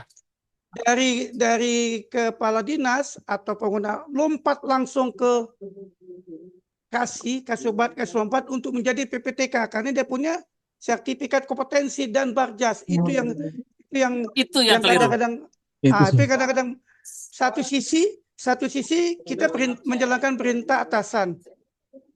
Satu sisi. Menjalankan Itu perintah PPTK. peraturan undang-undangan, Pak. Ya. Bukan itu. Maka artinya dari penjelasan Bapak tadi boleh Pak Ati kan? Boleh tidak melanggar aturan Pak ya? Melanggar Yang aturan boleh, kan? yang boleh apanya Pak? Apanya yang boleh nih, Pak? Kasubag tadi, eselon 4 tadi ditugaskan atau ditunjuk oleh kepala dinas untuk menjadi PPK karena dia mempunyai sertifikat barjas dan sertifikat kompetensi. Betul. Kalau Jadi boleh, PPK-nya berarti kan? boleh. untuk jadi PPK-nya boleh, tapi tidak Boleh. dibawa PPTK-nya. Nggak usah dibawa. PPTK-nya tetap di eselon 3-nya. Bukan eselon Gitu. 4 Pak. Oh iya benar. Iya, betul. Ya, eselon 3-nya itu adalah PPTK. Ternyata saya bilang tadi makanya ada individu, Ditukar Pak ya. ada individu yang punya sertifikat. Maka silakan dia tunjuk jadi PPK. Tapi saya izin membuat satu penjagaan yang cukup harus dijagain betul. Kenapa? Kalau ternyata satu perangkat daerah cuma satu-satunya dia yang punya sertifikat, mohon izin Pak, tolong jangan kuliti dia. Jangan bebankan dia terlalu besar berkaitan dengan proses pengadaan barang jasa. Itu ibaratnya, Bapak Ibu, ini satu orang nyupirin 5 mobil. Babak belur mereka, Pak. Babak belur. Daripada seperti itu, lebih baik bagi tugas. Mana yang tetap di PA, mana yang di KPA, mana yang di individu yang punya sertifikat tadi. Supaya bagi-bagi tugasnya tetap berjalan. Bukan semuanya dilimpahkan ke satu orang. Kalau dilimpahkan ke satu orang, itu ibaratnya seperti satu orang supir nyetirin 5 mobil sekaligus. Gitu. Itu kan itu jadi nggak sehat. Apa bedanya pengguna anggaran? Apa bedanya pengguna anggaran? Saya misal pengguna anggaran, dia punya sertifikat otomatis, dia bertanggung jawab atas uangnya, kemudian saya yang tanggung jawab, kan sama aja. Kalau memang kenapa lempar ke satu orang, toh saya juga bisa tanggung jawab, itu kata pengguna anggaran, kata kuasa pengguna anggaran. Sebaiknya kalau yang cuma hanya satu, ya silahkan sesuai dengan kemampuannya, limpahkan saja ke satu orang tadi, tetapi PA KPA tetap megang juga atas di bawah tanggung jawabnya masing-masing. Di Jadi KPA tidak kan Pak ya? bottleneck. Ya. Nggak harus. Tidak harus ini. Artinya Tidak eselon harus. 3 eselon 3 bisa dijadikan KPA Pak ya, walaupun tidak punya sertifikat kan? Iya, jadi tapi Bisa. syarat ketentuan berlaku ya Pak untuk jadi KPA itu ya. Syarat ketentuan berlaku. Mohon jangan dilupakan bahwa tadi syarat jadi KPA itu ada kriteria. Ada kriteria. Mungkin Bapak bisa cermati lagi di slide nomor slide nomor 4 ya. Ini. Nanti Bapak bisa cermati lagi slide nomor 4. Nah, nanti Bapak bisa baca lagi di slide nomor 4. Maka Bapak kalau untuk menjawab beberapa lagi, saya pakai ada satu skema Pak. Nih, saya bikin satu skema Pak. Jadi, kalau konteks pengadaan barang jasa, kepala daerah mengatribusikan ke pengguna anggaran. Nah, yang merah itu kan pejabat komitmen nih. Saat PA menjadi pejabat komitmen adalah salah satu tugasnya menjadi pejabat komitmen. Jadi otomatis nih. Nah, saat PA mendelegasikan ke kuasa pengguna anggaran, maka dia pun salah satunya tugasnya menjadi pejabat komitmen. Nah, saat PA sedang menunjuk PPTK, kemudian didelegasikan menjadi pejabat komitmen, maka ada penugasan bersyarat. Gitu ya.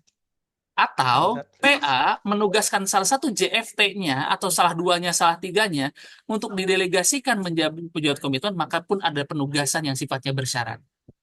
Gitu, Pak. Maka saya buat skemanya lagi, Pak. Ada skenario A.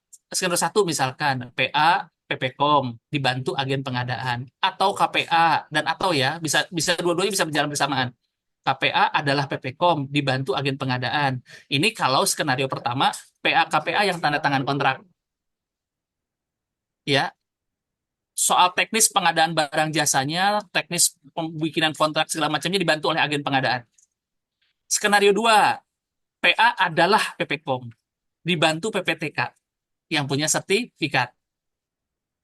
Atau KPA adalah PPKOM, dibantu oleh PPTK yang punya sertifikat. Jadi tetap ini skenario 2 pun sama. PA KPA-nya tetap dalam konteks tanda tangan kontraknya. Yang ketiga, skenario 3, PA menugaskan PPTK untuk jadi PPKOM. Ya, atau KPA menugaskan PPTK untuk jadi PPKOM. Ini skenario kalau PA KPA tidak melimpahkan termasuk tanda tangan kontraknya. Ya. Nah, Saya atau di posisi skenario 4, Pak. ya, silakan. Ini ada skenario 4, PA menugaskan JFT yang punya sertifikat untuk jadi PPKOM. Begitu juga KPA menugaskan JFT untuk jadi PPKOM. Jadi 4 skenario ini bisa dijalankan bersama-sama dalam satu perangkat daerah. Bisa. Iya, Karena bisa. besaran anggarannya terlalu gede gitu misalkan. Jadi ada bidang-bidang ini sebetulnya bisa agile gitu, bisa sangat agile gitu ya.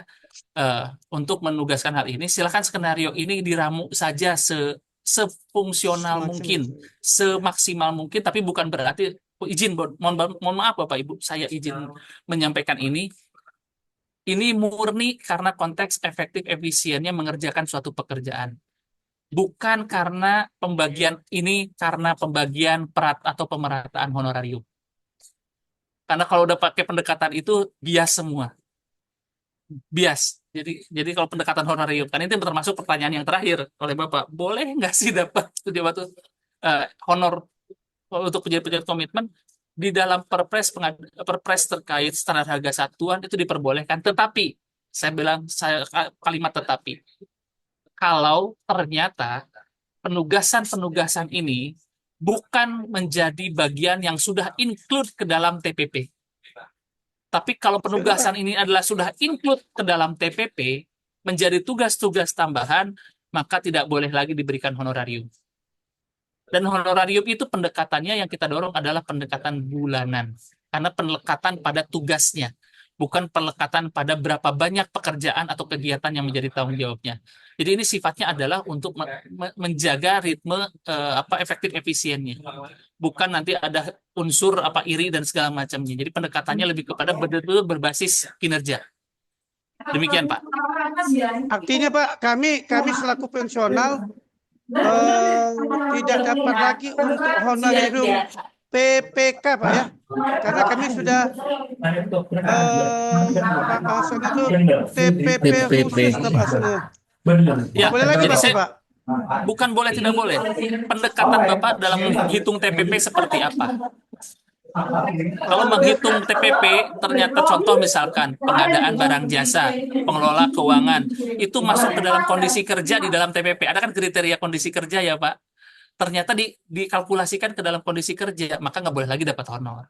Karena bahasa di dalam pedoman penyusunan APBD, di dalam setiap tahunnya kita terbitkan, bahwa pemerintah daerah agar mengintegrasikan semua honor, insentif, dan segala macamnya menjadi bagian daripada TPP. Jadi semuanya jadi satu pintu di dalam TPP gitu. Tapi kalau ternyata saat ini belum, silahkan boleh dapat honor. Sudah gitu. Pak. Gitu Pak. Iya Pak. Silakan diukur aja. Diukur saja. Include sama dengan TPP Pak ya. Jadi tidak boleh lagi ya. Iya. Karena takutnya duplikasi cara mengukurnya Pak. Ya, siap Pak. Ya, siap. Ya lah, makasih banyak Pak. Satu lagi Pak, jangan lupa Pak. Perbedaan pendanaan kontrak dengan PPKOM tuh Pak. Apa tuh? Ya. Pejabat penandatangan kontrak. Pejabat tangan kontrak dengan pejabat pembuat komitmen. Ini kan ada dua nih. Sebelahnya pejabat pembuat komitmen, sebelah lagi pejabat penandatangan kontrak. Mana yang benar nih? Itu Pak, pejabat penandatangan kontrak itu ada 3, PA, KPA, dan PPK Pak Nasir. Ya mungkin di lingkup pengelolaan keuangan daerah. Itu ada lagi Pak Ilman. Kalau ada yang skenario, mungkin ada skenario kelima mungkin kalau ada itu. Bidangnya jadi PPK, eselon 4-nya jadi PPTK. JF fungsi penyetaraannya jadi PPTK itu Sebetulnya kan gimana Pak? Karena kan dia Eh, enggak Pak. Jadi gini, konteks PPK ini nggak mungkin Pak eselon 3-nya jadi PPK tanpa dia sebagai KPA ataupun tanpa dia sebagai PPTK. Karena wajibnya eselon 3 itu dia punya dua jabatan itu. tapi kalau jadi PPK murni, PPK Nggak bisa maksudnya Pak. nggak bisa Nggak ya? bisa Pak. Nggak bisa Pak. Harus Karena sebelum dia ditugaskan sebagai PPK murni, dia tuh secara otomatis di dalam jabatan pemangku keuangan daerah itu, kalau dia nggak jadi ke PPTK, dia jadi PKPA. Nggak boleh ada jabatan kosong di eselon 3 itu. ya, jadi dia Pemangku keuangan daerah. jadi PPTK tapi tanda tangan kontrak. Iya, Sebetulnya kan itu kalau silakan. nggak apa-apa ya. Nggak apa-apa. Berarti dia statusnya adalah PPTK yang punya sertifikat sehingga melekatlah dia sebagai pejabat komitmen. Kecuali kalau dia menjabat ditugaskan menjadi KPA, maka dia tidak perlu sertifikat pun ya nggak perlu. Tetap bisa tanda tangan kontrak kan gitu. Nggak apa yang tadi yang PPTK kan tadi A sampai M, tapi dia Betul. jadi PPTK tapi nggak A sampai M juga sekaligus apa mengadakan ikatan perjanjian Iya, bisa ya? bisa Pak. Oh Bisa. ya. Siap. Ini selain Makasih ya Pak Ilman. Ya, Makasih. sama-sama ya, Bapak. Assalamualaikum warahmatullahi wabarakatuh. Waalaikumsalam. Waalaikumsalam warahmatullahi wabarakatuh. Ya kalau sama Pak Nasir sip ini. Ini ada lagi Pak pertanyaan, ada yang resen Pak Sarifudin. Silakan Pak Sarifudin. Terima kasih Pak Purwon. Kedengaran ya Pak? Ya kedengaran Pak, silakan Pak. Ya, Assalamualaikum warahmatullahi wabarakatuh. Waalaikumsalam. Ya, izin mohon pencerahan Pak Ilman. Saya dari pelaku usaha Pak, dari pelaku usaha jasa konstruksi Pak. Nah, kita kan apa ya sedikit mengabaikan apakah itu ada anggarannya atau tidak ada. Yang jelas sudah ditayangkan di portal LPSC, ya kita anggap bahwa itu ada anggarannya Pak. Nah, itu pemahaman kami ya Pak selaku pelaku usaha. Nah, cuman kadang begitu kita sudah berkontrak, kontrak sudah berjalan, apalagi kadang di akhir-akhir tahun anggaran ya Pak, kadang alasannya Pemda anggarannya tidak ada atau apalah sehingga kita tidak terbayarkan Pak. Nah, itu kadang menyeberang ke tahun berikutnya lah atau apa. Kemudian tahun berikutnya harus nunggu lagi pembahasan APBD perubahan apa semua. Nah, itu yang kadang kami alami Pak di daerah khususnya. Nah, kalau ditinjau dari sudut pandang PP 12 2019 itu khusus di pasal 124 itu gimana ya Pak? Nah, di situ kan jelas bahwa ada 3 poin tadi Pak dijelaskan di situ Pak. Nah, ini mohon pencerahan ini Pak Ilman. Makasih. Assalamualaikum Baik. warahmatullahi wabarakatuh. Waalaikumsalam warahmatullahi wabarakatuh. Terima Silakan kasih Pak. Pak sudah bertanya Pak. Ini kalau nggak bertanya saya juga sudut pandang yang saya jelaskan akhirnya kacamata Pemda kan Pak. Ya, saya pakai kacamata Bapak. Bapak harus pada saat Bapak menjadi calon penyedia, begitu ya. Selain kewajiban Bapak untuk memenuhi syarat klasifikasinya, gitu ya. Tetapi Bapak juga harus mencermati terkait pertama, ada dokumen pelaksanaan anggarannya, bahwa pekerjaan itu ada di dalam DPA. Ya, pastikan itu Pak, karena dokumen itu diekspos kok. Itu dokumen publik. Dokumen publik, apalagi dokumen publik dalam artian bukan berarti dokumen yang disebar kemana-mana, bukan. Tapi kan Bapak akan menjadi bagian yang akan menjadi partnernya pemerintah daerah, begitu. Maka pastikan ada dokumen pelaksanaan anggarannya, itu pekerjaan itu ada di sana. Gitu ya Pak. Nah, yang kedua, pada saat bertahap masuk ke tahapan kontrak, anggaplah Bapak sudah jadi pemenangnya. Pada saat berkontrak, Bapak baca betul kontraknya. Termasuk hak dan kewajibannya, termasuk sanksinya. Karena kontrak itu kan punya kekuatan hukum tetap juga. Gitu ya. Nah, di dalam konteks ini, kalau kita lihat kedudukannya, Bapak cermati itu tujuannya untuk apa? Bahwa ada minimal di situ ada tertuang bahwa kontrak ini berpatokan kepada dokumen pelaksanaan anggaran yang mana, kan gitu. Berdasarkan di DPA nomor berapa, gitu ya, dan tahapan-tahapan berikutnya, gitu. Nah, dari situ dibunyikan haknya Bapak apa, kewajibannya Bapak apa. Kewajiban Bapak biasanya kan menyelesaikan pekerjaan sampai sesuai dengan, kalau memang itu termin, sesuai dengan terminnya. Kalau itu sesuai dengan, kalau memang itu sekali selesai, itu dengan selesainya. Itu kewajiban Bapak. Hak yang Bapak bisa dapatkan di situ adalah segala informasi yang berkaitan dengan konteks pembayaran. Kewajiban Bapak terkait progres, dan kewajiban haknya Bapak adalah menagih sesuai progres, kalau memang itu bicara termin atau pada saat selesai pekerjaan. Dan ada hal yang sebetulnya banyak yang saya temukan di pemerintah daerah, dan ini tolong dicermati juga oleh Bapak. Pada saat kondisi likuiditasnya sedang tidak baik-baik saja, itu sebetulnya harus diinformasikan kepada penyedia barang jasa bahwa kondisi keuangan sedang tidak baik-baik saja. Supaya Bapak terinformasi, Bapak mau lanjut apa enggak, gitu. Kalau Bapak lanjut, berarti kan Bapak berpatokan terhadap kontrak. Tetapi kalau Bapak nggak lanjut, Bapak ini terkait progres, kalau saya nggak lanjutkan, ini nggak jalan, tapi kalau saya lanjutkan uang Bapak yang terpakai, kan gitu ya. Ada jaminan dalam konteks. Berarti apa? Keputusannya Bapak mau tunda, tunggu uangnya masuk ada dulu atau bagaimana? Nah, itu harus terinformasikan. Bukan diinformasikannya di terakhir. Apalagi ada bahasanya, tidak ada anggarannya. Nah, pertanyaannya kalau tidak ada anggarannya, yang Bapak tanda tangan kontrak itu dasarnya apa? Nah, maka perhatikan Pak, jangan sampai kontrak itu bukan kontrak yang sebenarnya.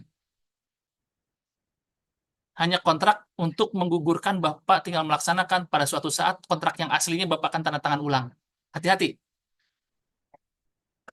Ya, ini hanya kontrak abal, mohon maaf, bukan abal-abal ya, hanya kontrak awal saja untuk perkiraan nanti anggarannya segini kok untuk dianggarkan gitu ya. Nanti ditarik mundur semua dokumennya, sampai negosiasinya ditarik mundur semua, Bapak mengerjakan sesuatu yang nggak ada di dasar anggarannya. Mohon izin Pak, kalau yang seperti itu saya wanti-wanti ke Bapak untuk tidak melaksanakan hal-hal yang demikian, karena ada risiko di depannya. Nah, karena tadi ada pasal 124 tadi, gitu ya, kita jaga. Jadi sebetulnya dalam konteks peraturan perundang-undangan, hak dan kewajiban masing-masing pihak itu setara. Begitu ya Pak? Hak kewajibannya setara. Setara dari sisi hak kewajibannya dan setara dari sisi informasi yang harus didapatkan di masing-masing tahapan, gitu. Itu tetap harus dilakukan, dan maka komunikasi ini harus tidak hanya searah, tetapi harus dua arah dari setiap tahapan. Maka pastikan seperti itu Pak. Nah, ini bicara mengenai proses konteks, ada dua kemungkinan apa yang saya khawatirkan kalau anggarannya nggak ada. Kalau uangnya nggak ada, itu masih bisa diselamatkan, Pak. Kenapa saya masih bisa diselamatkan? Karena itu kelalaian dari sisi Pemda, tetapi konteksnya saat itu terhutang dan masuk ke neraca, pasti kapanpun akan dibayar. Tetapi kalau Bapak melaksanakan sesuatu tidak ada dalam kontraknya, bahkan tidak ada dalam anggarannya, Bapak pada posisi yang sebetulnya bisa jadi nggak dibayar. Karena pekerjaan itu bisa jadi tidak digolkan ACC anggarannya. Nah, bisa jadi terhapuskan dan seterusnya, tapi pekerjaan Bapak sudah dilaksanakan. Nah, mohon izin, kita harus hati-hati di dalam konteks hal ini untuk menjaga sisi administrasinya, itu menjadi hal yang penting. Begitu. Ada kewenangan-kewenangan dalam konteks lingkup administratif di tahapan-tahapan pengadaan barang jasa yang perlu Bapak ketahui dari sisi terutama bunyi di dalam isi kontrak. Maka tolong cermati betul isi kontrak di dalamnya supaya tidak ada hal yang merugikan satu sama lain, begitu ya. Dan konteks sanksi dan seterusnya silakan. Ini sebagai proses pembelajaran kita bersama, informasi. Jadi kalau pada posisi tadi misalkan anggarannya ada di DPA-nya, uangnya tidak tersedia, maka akan masuk ke dalam neraca di dalam APBD-nya.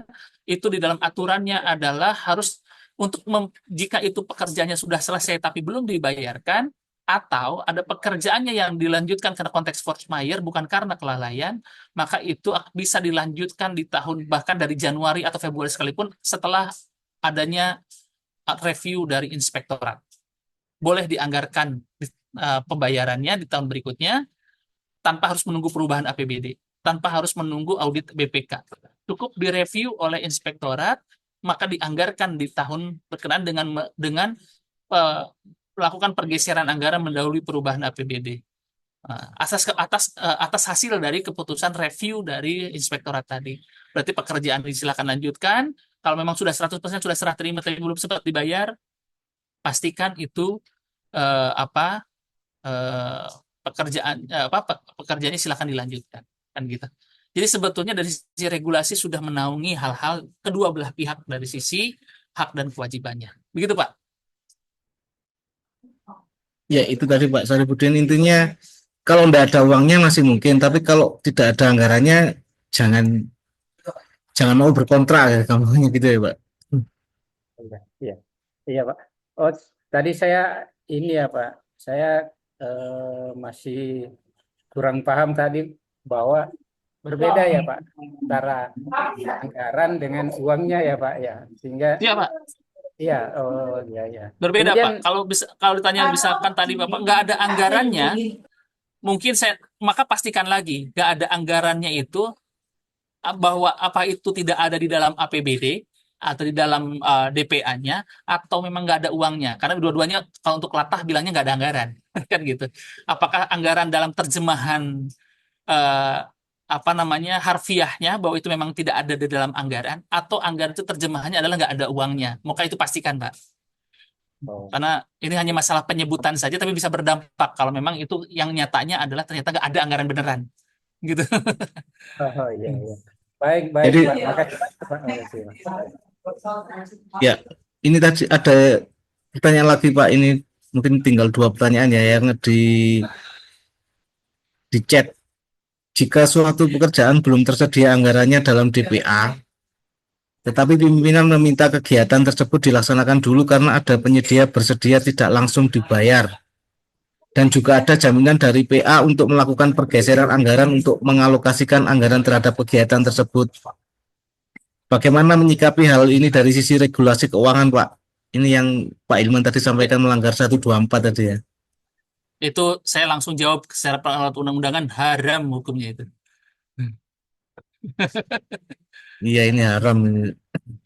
Haram hukumnya itu. Ini ada Makanya lagi tadi Pak. makanya saya pernah menemukan Pak di salah satu Pemda gitu, ada yang beli AC, beli kulkas gitu ya, karena jabatan pimpinannya kepala dinasnya baru pindah, baru pengen ganti furniture kan gitu ya. Ya, kalau penyedia sanggup-sanggup saja, tapi masalahnya nanti akan hal-hal yang tidak diinginkan, kan tidak ada anggarannya. Itu sudah kita naungi di regulasinya. Gitu, Pak. Ini adalah pertanyaan lagi Pak. Bisa nggak KPA dirangkap oleh PPTK, tapi apakah benar honornya suruh pilih tidak bisa double honor? Rangkapnya Jawabannya aja nggak nggak boleh boleh, rangkap. Rangkap nggak aja boleh nggak boleh, rangkap. apalagi honornya. Ya, Ya, mungkin itu Pak, waktunya udah lebih dari 90 menit. Ya, itu tadi ya. dari mungkin ada closing statement Pak Baik, dari izin. Pak Hilman. Ini Terima kasih Pak Pardon berkaitan dengan hal ini terkait pengadaan barang jasa, konteks khususnya bicara mengenai KPA. Eh, Kesimpulannya seperti ini. Satu, KPA itu tidak bersifat wajib, kecuali memang ada amanat peraturan perundang-undangan, sekaligus saya menjawab juga peraturan yang menegaskan bahwa itu wajib KPA. Jadi KPA itu bersifatnya pilihan. Saat dipilih untuk menetapkan KPA, pastikan bahwa ada kriteria yang menjadi syarat berapa banyak atau berapa banyak yang akan ditetapkan sebagai KPA. Yang ketiga, KPA adalah satu tingkat di bawah pengguna anggaran. Ya, tidak boleh di bawah dari itu. Harus satu tingkat di bawah pengguna anggaran. Apabila tidak ada menunjuk sebagai KPA, maka satu tingkat di bawah pengguna anggaran itu defaultnya atau dalam konteks setelan pabriknya adalah PPTK. Jadi tidak boleh ada eselon 3 yang memiliki kekosongan dalam jabatan pengelolaan keuangan daerah. Dia hanya menjabat struktural saja atau menjabat fungsional saja, madya misalkan. Kalau madya masih dimungkinkan, tapi kalau konteks struktural wajib dia adalah PPTK. Tapi saat dia dapat penugasan sebagai KPA, maka PPTK-nya turun satu tingkat di bawahnya. Nah, dalam konteks pengadaan barang jasa, maka konteks KPA itu dalam konteks KPA-nya dia adalah pejabat muat komitmen, tetapi juga boleh menugaskan kepada di bawahnya, dalam artian di bawah ini adalah individu, saya sebut individu. Individu yang kebetulan menjadi PPTK yang di bawahnya KPA, atau individu yang tidak dalam konteks pengelolaan daerah, tetapi dua-duanya memiliki syarat yaitu punya sertifikat barang dan jasa. Demikian yang bisa saya sampaikan, Pak Fardon. Terima kasih banyak atas kesempatannya. Mohon maaf kalau ada hal-hal yang kurang berkenan, dan mohon maaf juga apabila ada beberapa pertanyaan yang belum terjawab. Mungkin nanti bisa jadi diskusi berikutnya kalau memang ada kesempatan yang lebih luas dan dalam konteks kontak yang bisa nanti kami diskusikan lagi di dalam forum-forum berikutnya. Demikian saya akhiri, saya kembalikan ke Pak Fardon. Wabillahi taufiq wal hidayah. Wassalamualaikum warahmatullahi wabarakatuh. Waalaikumsalam warahmatullahi wabarakatuh. Terima kasih Pak Ilman atas paparannya pada siang hari ini. Bapak Ibu, untuk materi sudah di-share di grup ya, tidak di-share di chat. Dan untuk pertanyaan-pertanyaan yang belum sempat terjawab oleh Pak Ilman, nanti bisa di-share lagi di grup, nanti mungkin bisa diteruskan ke Pak Ilman atau bisa saling diskusi pada teman-teman yang lain. Kami ucapkan terima kasih kepada Pak Ilman yang berkenan mengisi materi pada siang hari ini. Saya selaku moderator, mohon maaf bila dalam mengawal pada siang hari ini ada kekurangan. Kami mohon maaf sebesar-besarnya. Kami akhiri. Wassalamualaikum warahmatullahi wabarakatuh.